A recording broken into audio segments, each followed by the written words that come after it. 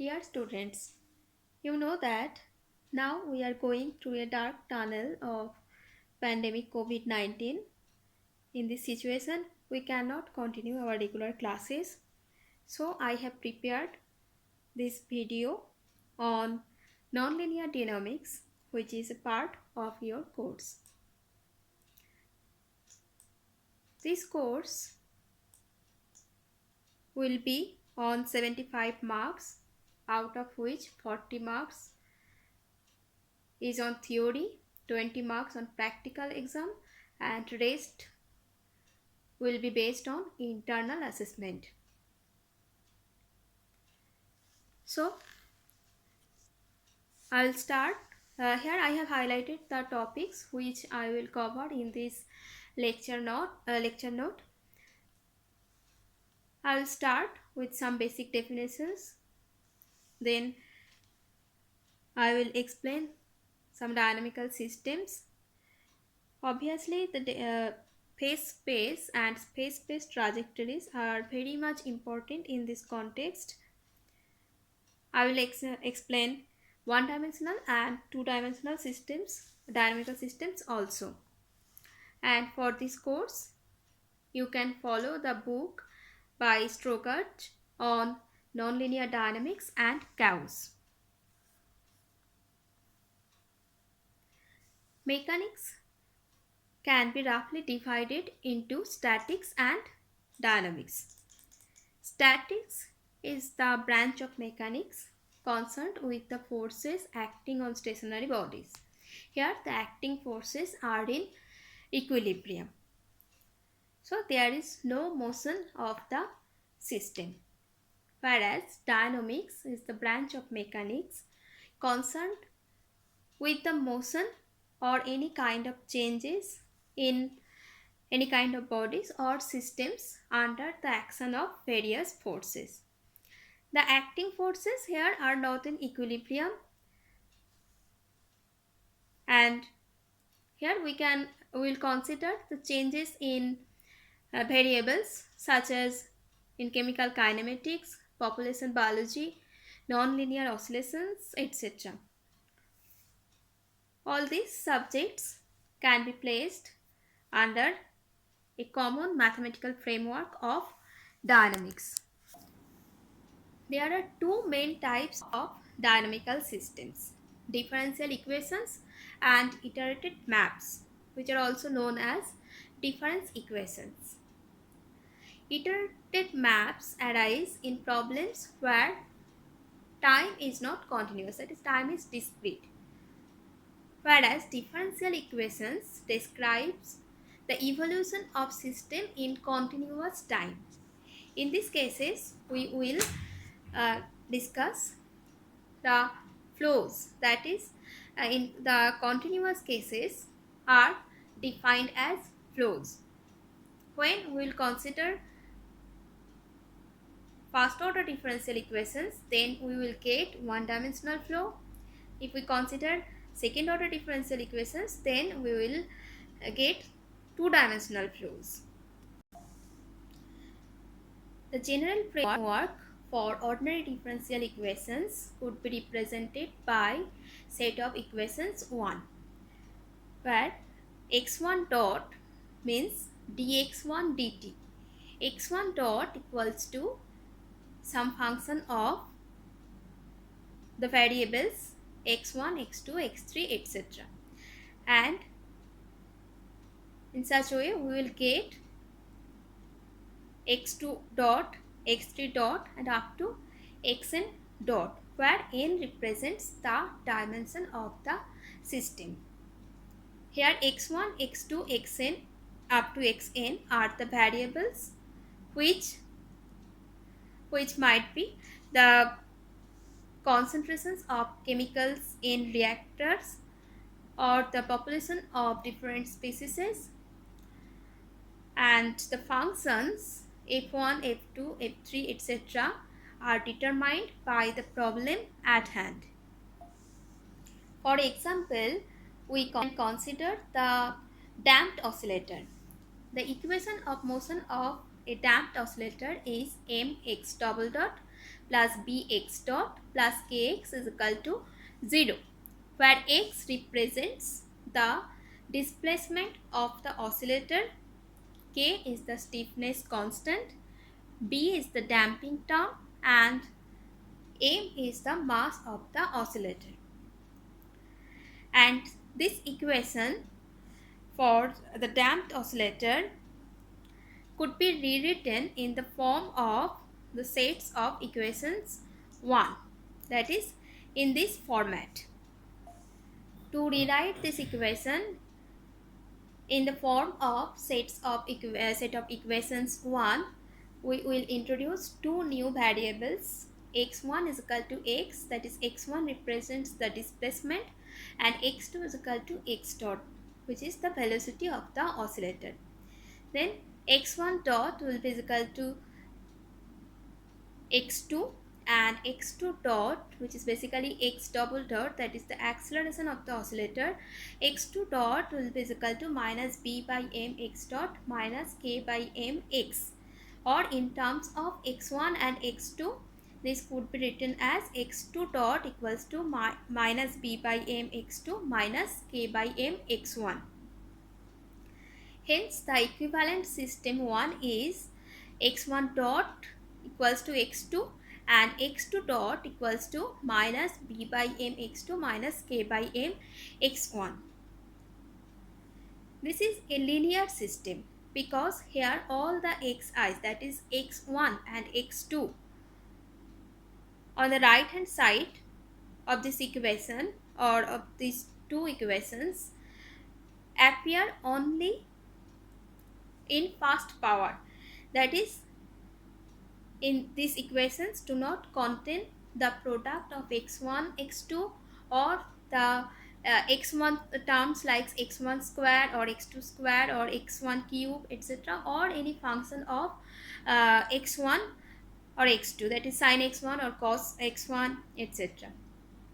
If these equations contain the terms as x1 x2 x1 cube or cos x2 or sin x2 or any kind of function of x1 or x2, then the system will be non-linear.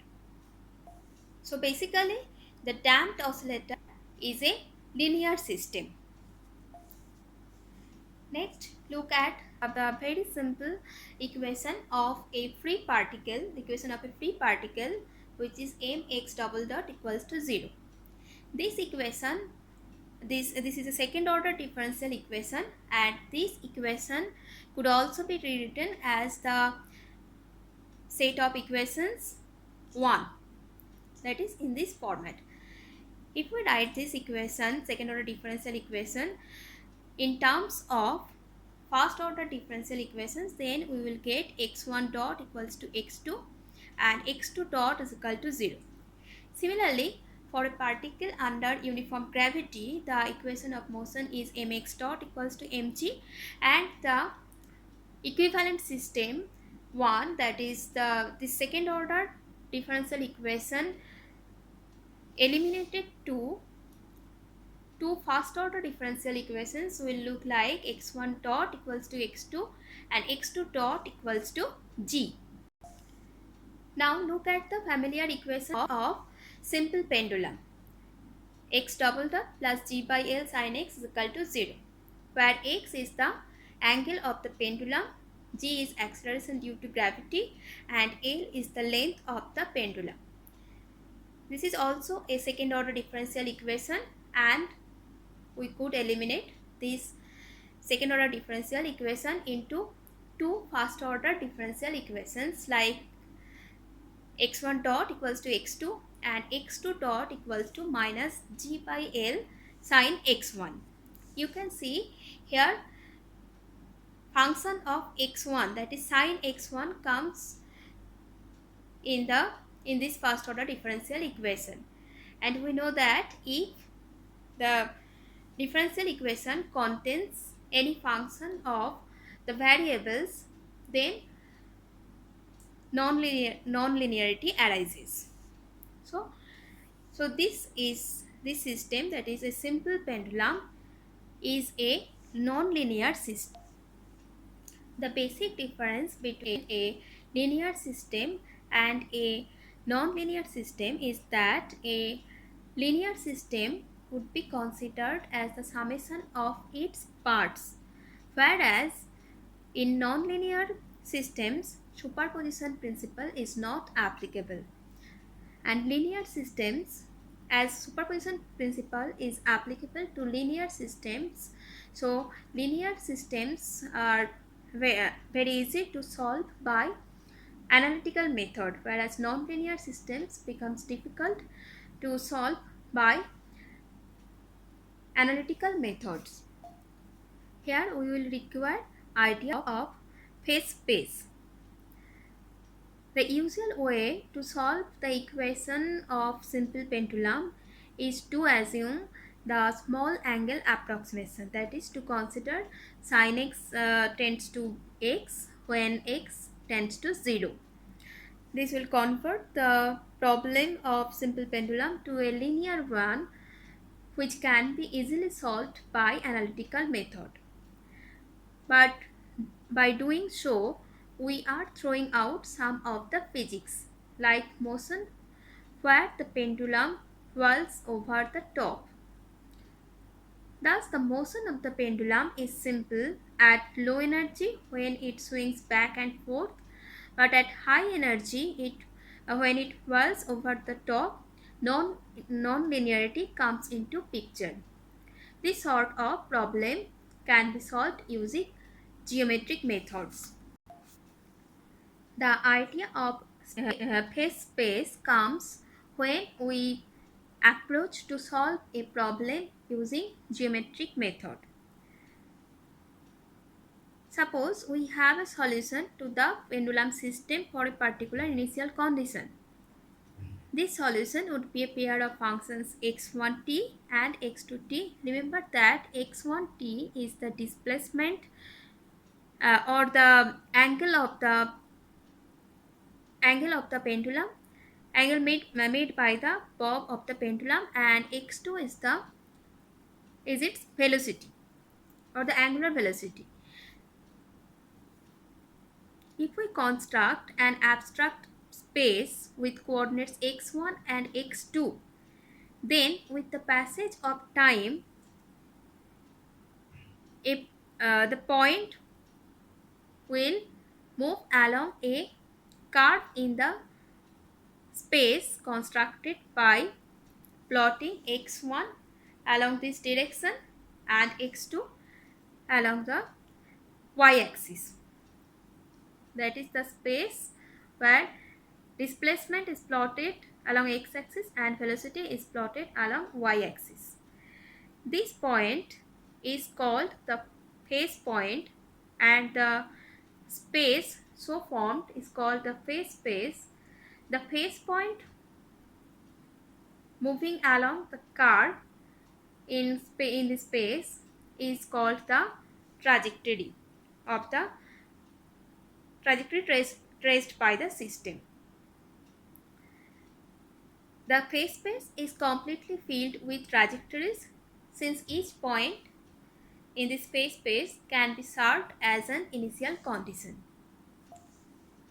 Next, we will know which are autonomous systems and which are non-autonomous systems. If the equations representing a dynamical system do not involve time explicitly, then the systems will be called autonomous systems. If we remember the example of damped oscillator, the equation of the damped oscillator is mx double dot plus bx dot plus kx is equal to 0. Here, no term containing time appears in the equation of motion. So, this is an example of autonomous systems. Whereas, if the equation representing a dynamical system, such as the equation of, if we consider the equation of a forced harmonic oscillator, we can see that in the right hand side, the term containing t appears. Such systems which involve time explicitly in the equations representing the dynamical system, then those systems will be called non-autonomous systems. The equation of motion of the forced harmonic oscillator is also a second order differential equation, and this equation could also be eliminated into first order differential equations, but this time the second order differential equation involving time explicitly will be eliminated into three first order differential equations. Here also we will assume x1 equals to x, x2 is equal to x dot, and now a new variable will be introduced, x3 is equal to t, and so x3 dot is equal to 1. Thus here the second order differential equation is eliminated into three first order differential equations.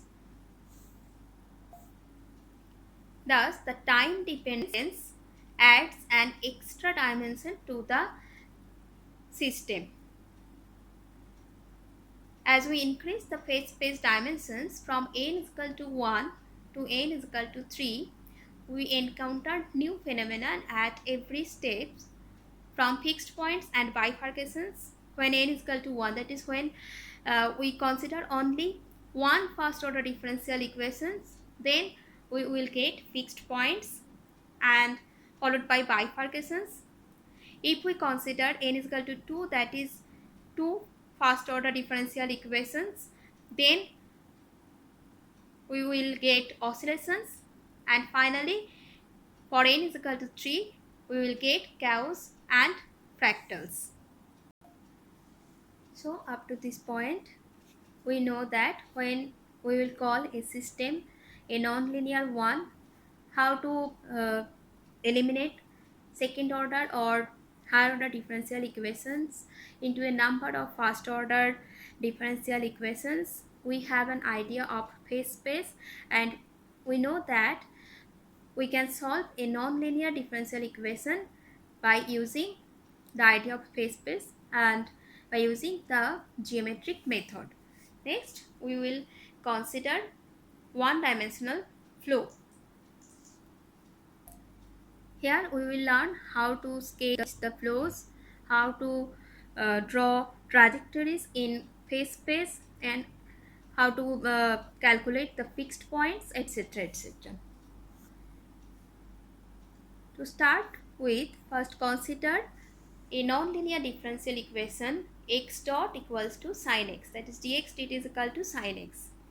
We separate the variables as dt is equal to dx by sin x and then integrate, which implies t is equal to integration of cosec x dx, and this is equal to integration of cosec x dx is equal to minus ln of cosec x plus cot x plus some constant c, which could be determined by assuming some initial conditions like x is equal to x naught at t is equal to 0. Finally, the solution will become t is equal to ln of cosec x naught plus cot x naught divided by cosec x plus cot x. With this solution, it is very difficult to get a clear idea about the phase space or the trajectories, idea about the trajectories followed by the system. It is also very difficult to answer following questions. Suppose x naught is equal to pi by 4. Then describe the qualitative features of the solution xt for all t greater than 0. In particular, what will happen when t tends to infinite? Or for an arbitrary initial condition x naught, what is the behavior of xt as t tends to infinite? But if we consider the system or the problem in geometric method, then the problem becomes very much clear and it becomes very simple to solve or to get an idea about the trajectory. Here we can see the phase space for this system. This is the displacement, and this in this axis the velocity is plotted. Here t is the time, x is the position of an imaginary particle moving along the real line, and x dot is its velocity. Then x dot is equal to sine x. So if we plot x dot versus x, then we will get a sine curve as shown in figure 2. This represents a vector field on the line or on the real line. It dictates the velocity vector x dot at each x. So here we have plotted we have sketched the vector field. Next we will put the arrows to denote the direction of velocity. Obviously x dot is positive, that when x dot is greater than 0, then it will be along the right side, and when x dot is less than 0, then it will be directed to left. So at this is the here at this point x dot is positive, and at this point x dot is negative. To think in a more physical way, imagine that a fluid is flowing steadily along the x-axis with a velocity that varies from place to place or point to point according to the rule x dot is equal to sine x. As shown in this figure, the flow is to the right when x dot is greater than 0, and to the left when x dot is less than 0. And if x dot is equal to 0, that is when velocity is equal to 0, then there is no flow. Such points are called fixed points. Okay, so when x dot greater than 0, then flow is to the right. When x dot less than 0, then flow is to the left. And when x dot is equal to 0, then there is a fixed point. Now these fixed points could be of two kinds. As you can see here, that some fixed points are represented by solid dots, whereas some fixed points are represented or denoted by open dots. These black dotted fixed points are called stable fixed points, and these are called unstable fixed points. At this point x is equal to 0, so sine x equals to 0. At this point x is equal to pi, so sine pi is again 0, and x dot is equal to 0. That is, this is also a fixed point which I mentioned that this is a stable fixed point. At this stable fixed points are also called attractors or sinks, because as you can see that the flow is toward a stable fixed point.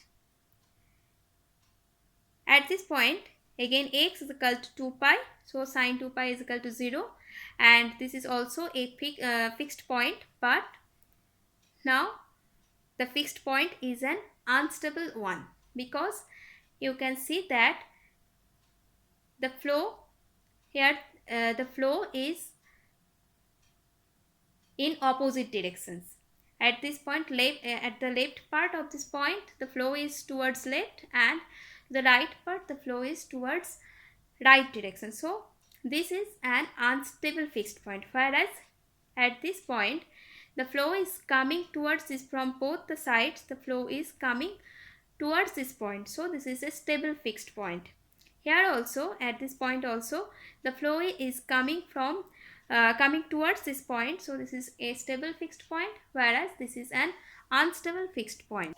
Unstable fixed points are also known as repellers or sources. So with this picture, we can easily understand the solution of x dot is equal to differential equation x dot is equal to sin x. We will just consider an imaginary particle at x0 and we'll watch how it is carried along by the flow.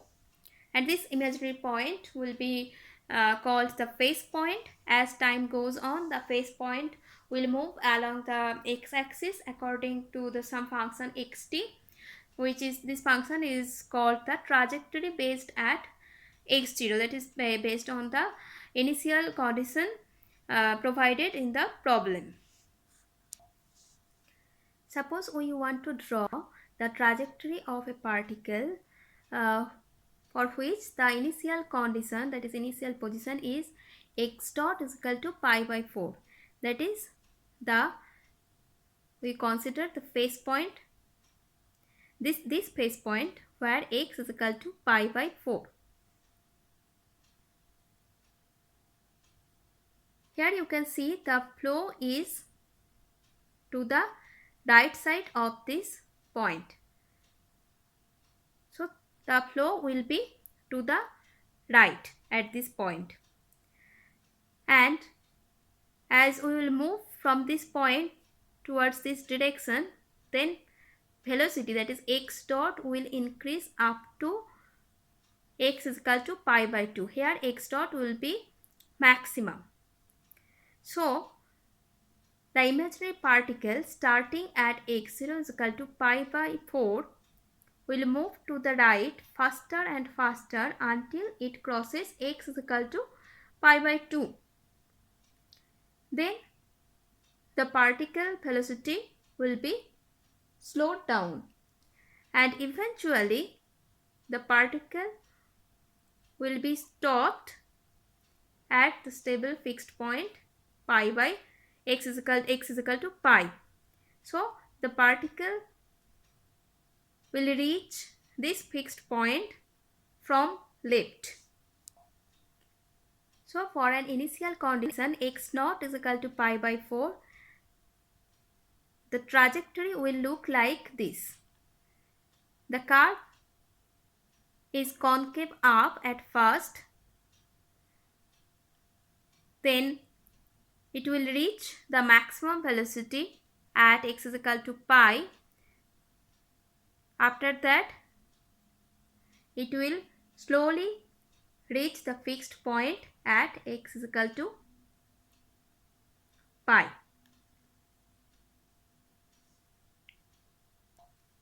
So for an initial condition x naught is equal to pi by 4, the phase space trajectory will look like this one.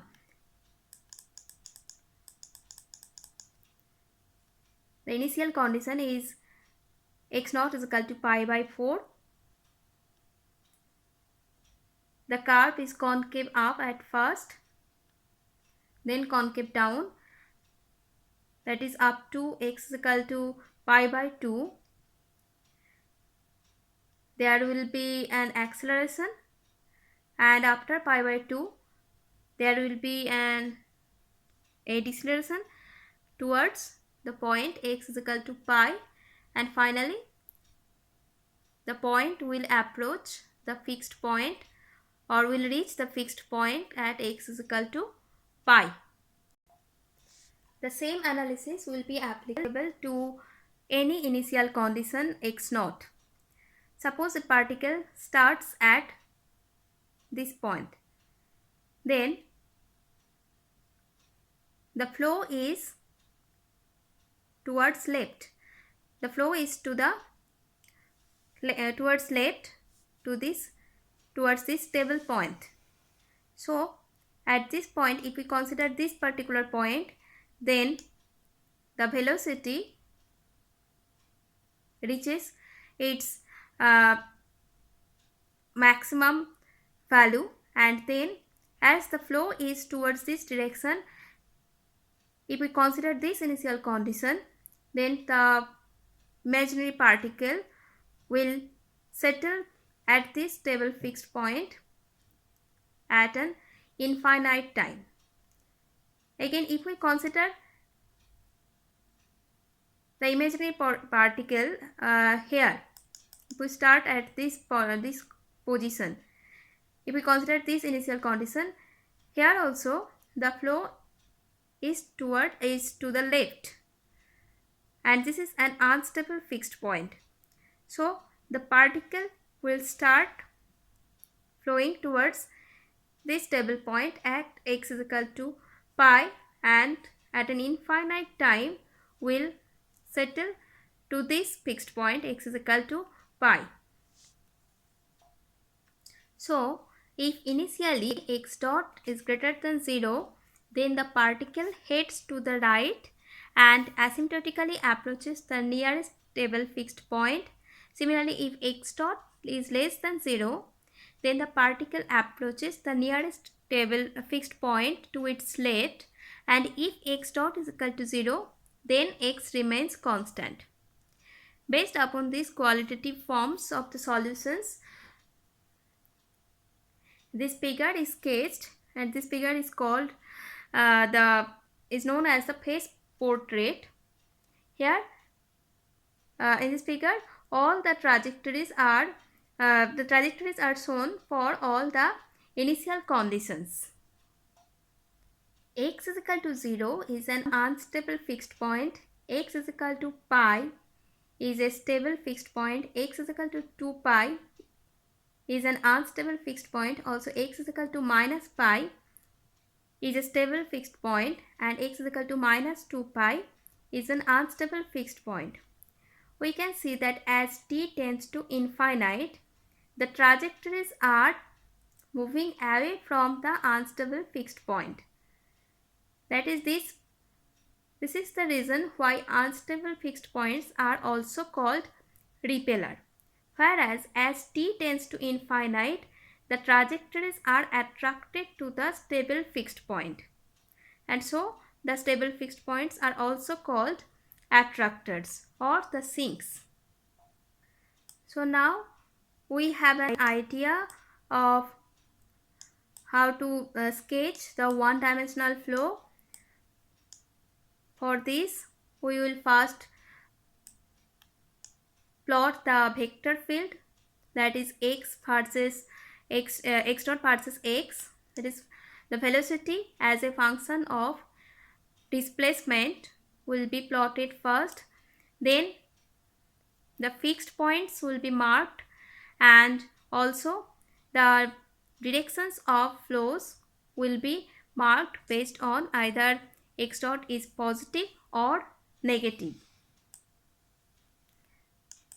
Then based on the initial conditions, we will get an idea of x as a function of time, that is we will plot xt, which is basically the trajectory for the particle or for the system, and finally based on different initial conditions we can plot the phase portrait for a system and discuss the stable and unstable fixed points respectively.